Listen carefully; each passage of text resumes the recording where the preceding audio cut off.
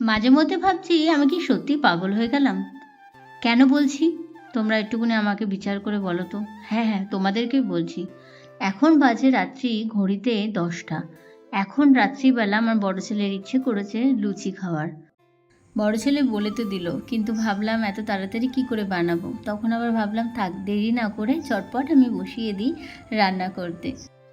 জীবনে হাজারটা প্রবলেম থাকুক না কেন, মানসিক দিক থেকে হাজার চাপ থাকুক না কেন, কিন্তু নিজেদের সন্তানের কথা ভেবে সব বাবা মায়েদেরই একটা অন্যরকম জোর চলে আসে। যদি আমার কাছে জিজ্ঞাসা করো ভালোবাসার বোঝানোর মাধ্যম কি আমার কাছে, তাহলে বলবো এই রান্নাটা।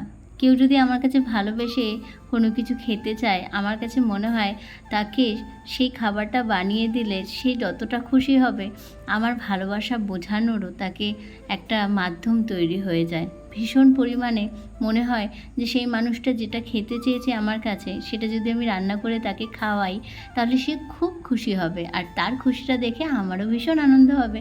তো সেরকমই আমি যাদেরকে ভালোবাসি, আমি চেষ্টা করি তাদেরকে তাদের মনের মতো কোনো কিছু যদি খেতে চায় সেটাকে রান্না করে খাওয়ানোর।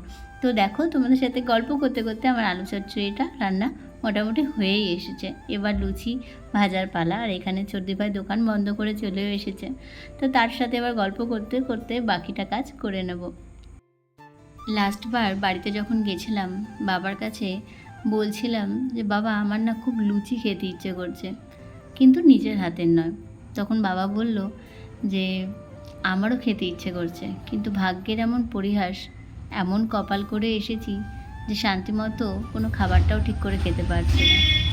আজকে কেন জানি না বাবার কথাটা খুব মনে পড়ছে।